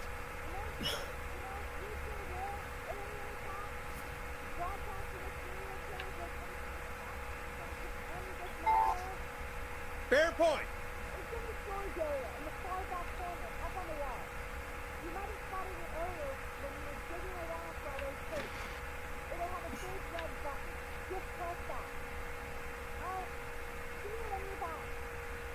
And now back down to the creepy basement.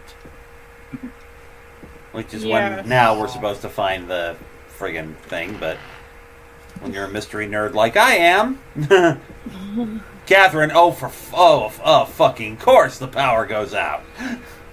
You didn't think it was going to be that easy, did you? Nope, I did not. Not in the slightest. I was about to quote Kill Bill. Another film that's very popular I haven't seen. Oh, the line is, for a second there? Yeah, I kind of did. Far back corner. Why is this station so big? So things can be hiding.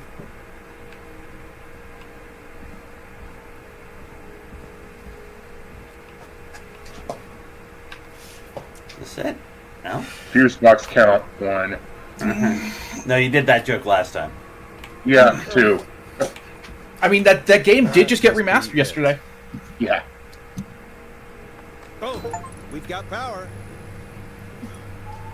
A Debbie Light. Oh, shit. Shit. The Whistling Man. I need to warn Peggy. Fortunately, we have an intercom. We better be working. Clive, tidy your shit up. Clive's dead. He's not tidying shit. If he tidied it in the first place, we wouldn't be in this mess now. Peggy, are you there? Are you... Peggy! I need to get back upstairs. Mike!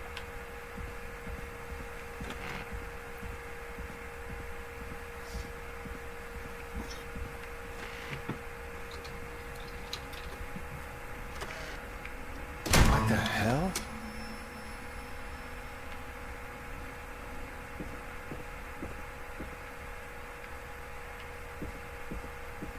What? What was it? I have no idea.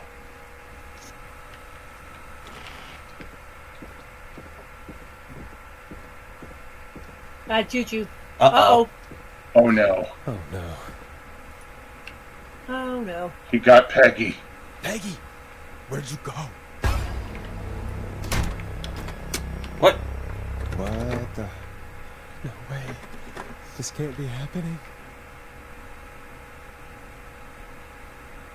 That ain't creepy.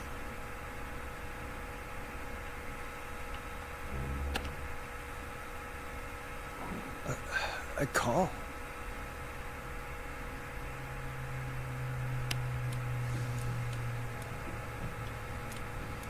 Where's Peggy, Dawn? Have some patience, Forrest. It's almost the end of the night. Almost the end of the show. But it's not over just yet. We've got a little time still. So let's make the most of it. What do you mean? Make the most of it how? Well... I thought we'd end tonight's Whistling Man special with a special guest. The one who started it all. Oh, let me take that out of your mouth and... You crazy bitch! Let me go! Welcome to the air, Mr. Ted Gallows Jr. Wait. Oh no, not the politician. Your daddy and his money saved you 20 years ago. Crawl out of his coffin with all the money in the world. Wait, where the hell is Teddy? How are you talking to him if you're here with me? Because I'm not there with you, Forrest. I'm here with Teddy. And if he says where that is, well, he knows how to get Peggy's it. the one in the mask. Bob, help me! Wait, then who am I looking at? Forrest Nash, let me introduce you and all of Gallows Creek to my boy, Henry Barrow. Hi, Hi, Henry. Henry. You mean you... That he... Yes, Forrest. He and I had a son. So there were two whistling men together. Of course. Yeah, of course. That explains how you were always able to get around town so quickly. And that's how you escaped the secret archives in the newspaper office. Don't think I've forgotten about that, Forrest. Locking my sweet boy away like an animal. And Murphy, he was right, wasn't he? He did fight a man. He did. I taught my boy to never run away from a fight. Hang on. Did you say Barrow? That... Are you... Let me just get this mask off. Damn uncomfortable thing. No wonder Willie went crazy wearing this. There we go. Marie Campbell? George's old girl. Oh. Well, it sure has been years since I last saw her. Oh, God damn it. Yeah, you had that one coming. Marie Campbell. So, not Dawn, huh? No. Not Dawn. What Dusk. is going to... Everyone's gonna know now what Teddy did. He killed George that night. This night. 20 years ago. Listen to me. You... You're gonna talk when I talk to you. And not a moment before. Meanwhile, Forrest, I'm gonna give you a chance to talk. You're gonna help me reveal what really happened to George all those years ago. Why should I help you? Why should I play any part in this? Because I think you believe in justice. You think this is justice? You have no goddamn idea, Forrest. These people you've been trying to save, they were all in on it. They all knew George was murdered, but... Murdered? Listen, Jesus Christ, Teddy! Just shut the fuck up! He's a politician. He can't do that. Now, I know you've done some good work tonight, piecing together what happened to George 20 years ago. And that's why I want you to interview us. Interview you? Alright, I can do that. Thank you. I want you to help me and Teddy tell the story, Forrest. Do a good job. And hell, you might be the only one to leave here alive.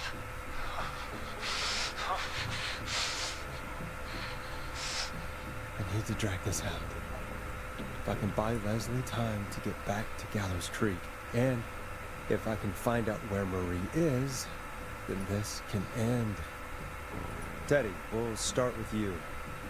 Just, talk me through what happened that night. How did it start? How would I know? It was 20 years ago. Teddy, be honest with me or we're both going to die. Honest? Forrest, I'm trapped here with a psycho. What the hell? God damn it. Okay. Our first team party was coming up. And when I saw the date it was scheduled for, I had an idea for a way we could prank the new guys. I understand that kids in Gallows Creek know tonight as Whistling Night. I'm guessing that's what you mean? Well, we didn't have a name for it then. It was just the night that Mooney went missing. But Whistling Night is what they'd call it later. Wait. You mean this was the first Whistling Night? Keep talking, Teddy.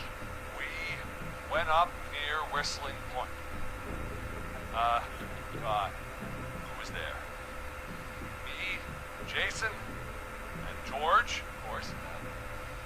But George didn't come alone. He brought Marie. About midway through the night, we put the prank into action. We looked up at the trees and saw Jason there, bloody, like he'd just been stabbed. And the Whistling Man, screaming. George and I and Ricky, we got left behind. Wait. Ricky was there? Roller Ricky? He was. He was in on the whole thing. Is that true, Teddy? Did you tell him? What? No, he... You two were as close as anybody. I don't believe for a second you didn't tell him. Ricky told us. He just told us. He and George would both be alive still. Well, if Ricky weren't dead, we could have heard his side of the story. It was just... Thanks, guys. Prank.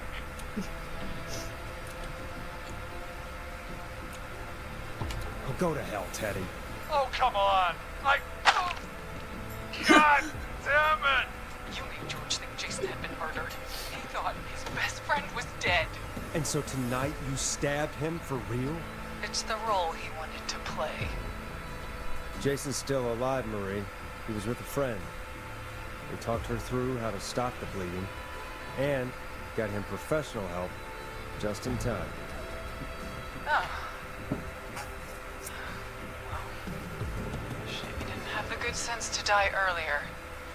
He's gonna regret that. Enough about him. Me and George took off running, but somehow we got separated in the woods. I ended up near the bottom of Whistling Point, and when I noticed George wasn't with me, I panicked. And then, I don't know how he snuck up on me, but Whistling Man grabs me.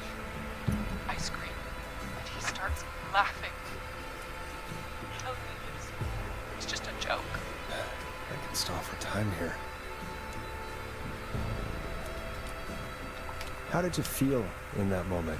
I felt like nothing was real. I felt small and confused. And Tell me what happened next. I suddenly recognized it was Chuck. Chuck, Brody. It was the Whistling Man. Laughing away. But then he stops. And he's looking up at the top of Whistling Point. What was he looking at? Teddy, what happened next? Nothing. I mean, it was just... Teddy? George fell off Whistling Point.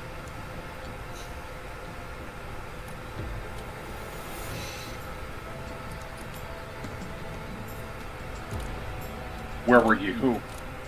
Where were you when it happened? You were up there. You were dressed as the Whistling Man too, and I didn't push him, God damn it!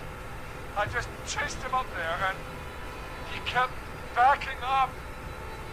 When I saw he was about to go over, I reached out. That's what you saw. You liar. It's not my fault. He didn't know it was a joke. If he'd had any brains, he would have realized. Ugh. You bitch. No one's going to believe this. After all you did. Even if you didn't push him. Even if you didn't push him, you still chased him to his death. I can't be blamed for someone not getting a joke. Ugh. I think Marie would disagree. But if you really thought that way, why the cover-up? My future was at stake, Ash. You know what it's like. People like us are bred for bigger things. Oh, for fuck's sake. I'm going to clear this town, Forrest. And then Governor. Catherine, God, I hate Teddy. We all hate Teddy. Yeah. That night was tragic. Just kill him, Marie. But it was a mistake. It was just a stupid joke gone wrong. So my father sent Clive out to clean it up. Why should have let ruin my future? Too easy. George was a blip. He wasn't That's a blip. Evil thing to say, Teddy. That's the way it is. My father agreed. Sandra found him the next morning while out jazz running. She found him in the river, but she lied about that to protect Teddy. She said something about her rent going up. Unless she... Teddy, did your father own Sandra Sharp's dance studio? It's Gallows Creek, not Sharp Creek. I'd answer the question if I were you, Teddy. Yes, okay. We own the most of the town. That's it then. Your father was going to run her out of business, unless she lied and said she found him in the reservoir instead of the river. What my father did in his business dealings has nothing to do with it. Oh, fuck you, Teddy. That's why you killed Sheriff Matthews, too, isn't it, Maria? Not just to get him out of the way, but... Everyone was in on it, Forrest. Even the coroner wrote a fake report. Said George was drinking. That he just got himself into trouble. And I saw. I'm sorry. For all it's worth, Virginia didn't have much of a choice. She had a sick sister whose treatments she couldn't afford. She played along with the gallows to save her sister's life. And her own. even still, she should have told the truth. I did my part. I tried everything I could think of. I even went to the newspaper, but no. That coward killed the story. We'll take care of Maurice Russell later. You've been through hell, Marie. I'm sorry. You've got no idea. Started. You shouldn't have pushed my daughter. You should have been punished. It's coming to a stop. At least for now. Here, where Jordan and I first met, before he joined your football team. It was right after he shot the winning throw. Wait a sec. The school gym or the football field? Field would be more likely, wouldn't it? You're at I the don't know. football field. Jesus Christ! Damn it! Idiot! We're in Ah! Sorry, I don't know the football. gym and We're gonna try that again.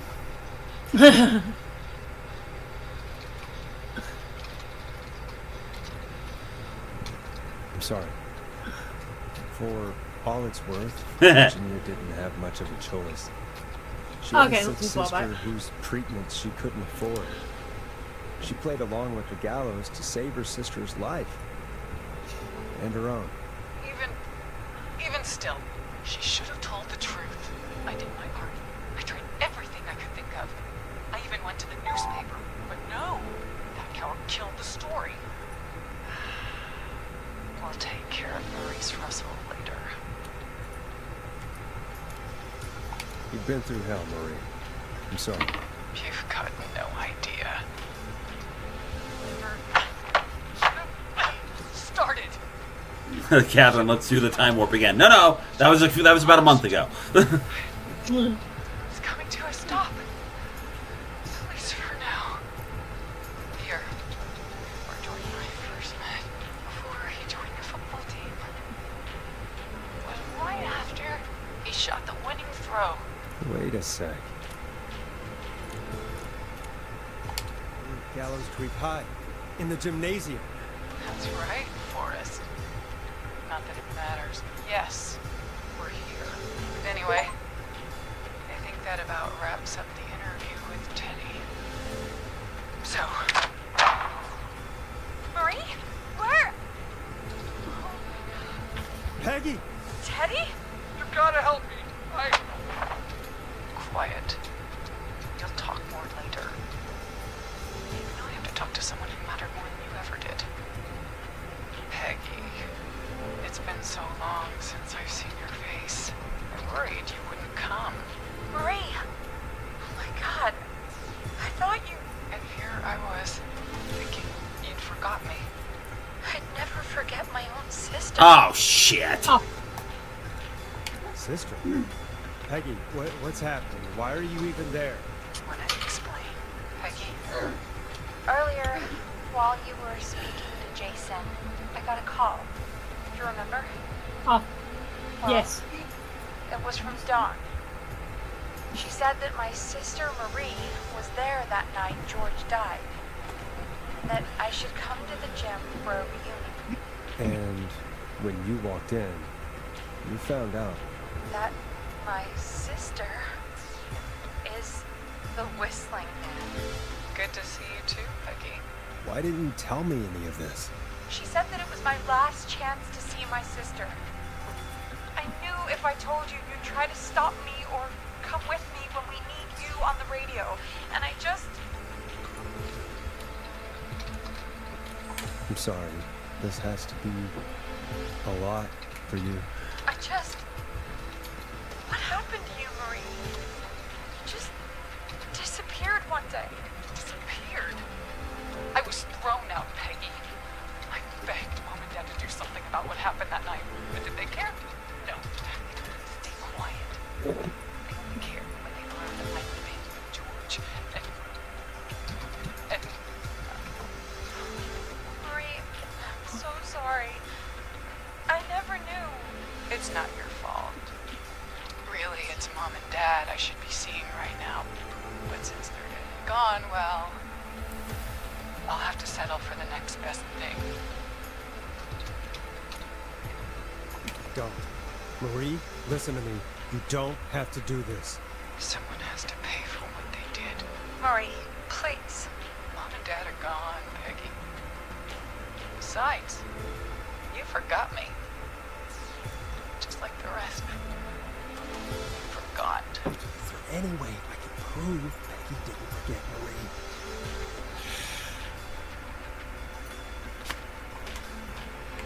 That's nothing. Well, anything behind the tapes?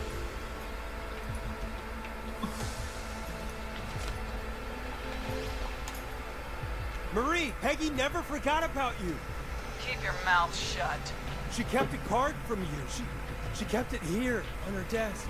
What card? The card you made me for my 8th birthday. What does it say then? Happy birthday, Peg. Now you're great and 8. Love, M.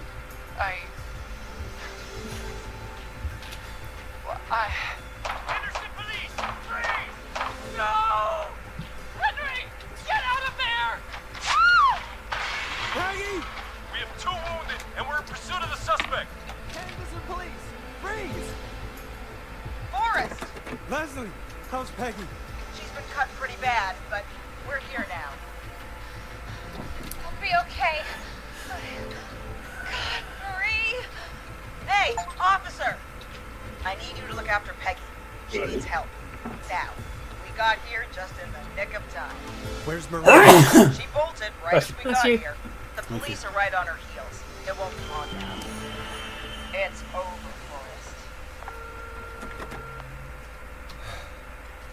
Well, folks, it was a long night, but we made it through together. I'm gonna head off to go check on Peggy. This has been Forrest Nash. Let's make tomorrow better.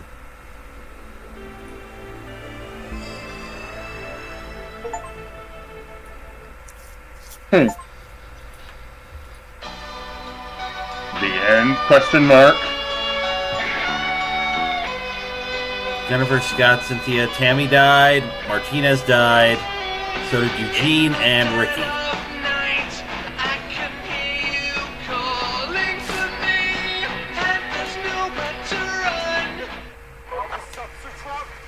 Come in.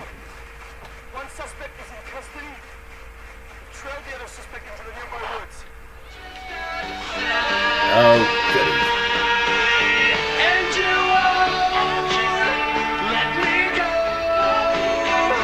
You know what this means, people? Sequel.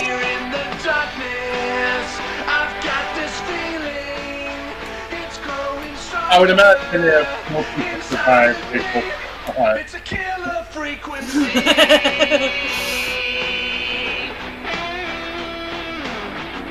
It's cool that the credits are right here on the TV. That's kind of cool. Yeah. Pretty kick-ass credit theme, too. Uh-huh. Yeah.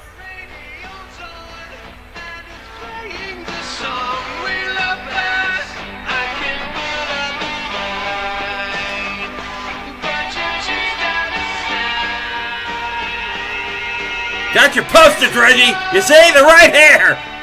Now they're over there!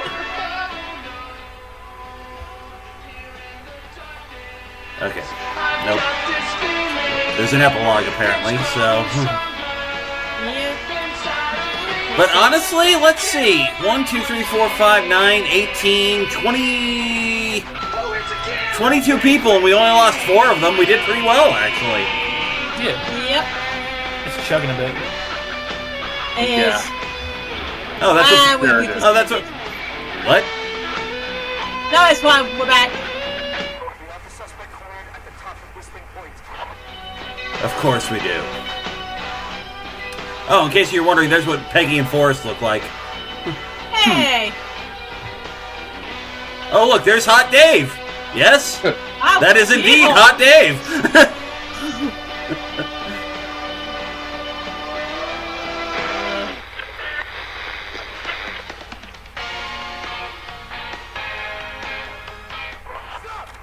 Is Casey's picture there?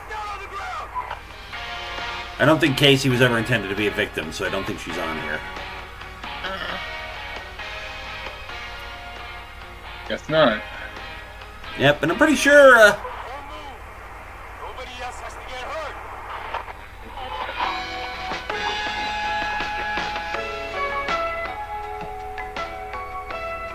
I think it's safe to say Teddy's probably not going to get elected.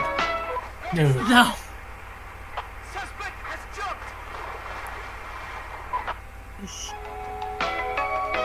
Like father, like son? Probably.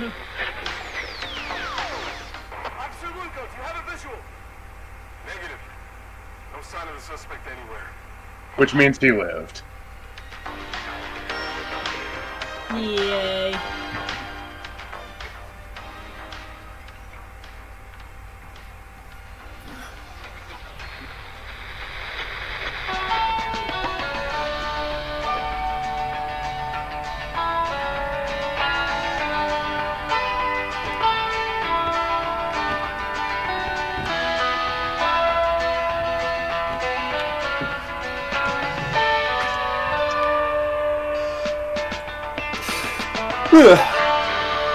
Yep.